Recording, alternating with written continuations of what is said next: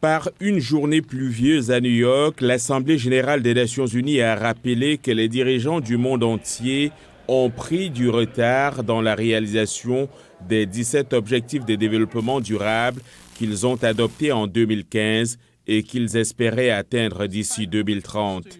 Denis Francis, président de l'Assemblée générale des Nations unies. Malgré les engagements d'éradiquer la pauvreté et de réduire la faim qui sont au cœur de cet agenda, il est alarmant de constater que 1,2 milliard de personnes vivaient encore dans une pauvreté multidimensionnelle en 2022. On estime qu'environ 8% de la population mondiale, soit 680 millions de personnes, seront encore confrontées à la faim en 2030.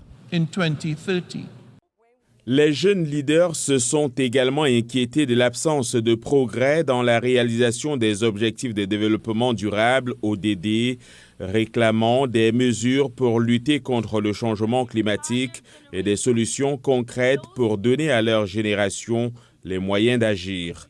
C'est ainsi que Mayada Adil, une jeune leader qui tient aux objectifs de développement durable, l'a expliqué. 68 million young people are looking for jobs. 68 millions de jeunes sont à la recherche d'un emploi dans le monde entier. Des millions de jeunes ne peuvent pas accéder à une couverture sociale. Les problèmes de santé mentale comme la dépression et l'anxiété sont en outre une grave préoccupation pour les jeunes. For young people. Les dirigeants du monde ont réussi à adopter lundi une déclaration politique qui apporte une lueur d'espoir aux économies en difficulté, a déclaré le secrétaire général des Nations unies, Antonio Guterres. Cela inclut un soutien clair à une stimulation des ODD d'au moins 500 milliards de dollars par an, ainsi qu'un mécanisme efficace d'allègement de la dette qui soutient les suspensions de paiement, des durées de prêt plus longues et des taux plus bas. Selon Antonio Guterres, les pays peuvent contribuer à remettre les ODD sur les rails en prêtant attention à 6 domaines ciblés, notamment la lutte contre la faim, l'égalité des sexes et l'amélioration de l'éducation.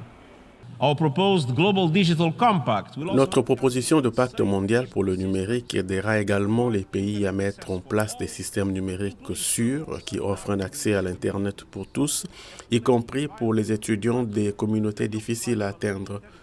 Antonio Guterres a également mis l'accent sur une autre initiative qui vise à créer 400 millions de nouveaux emplois, en particulier dans les secteurs de l'écologie, des soins et du numérique.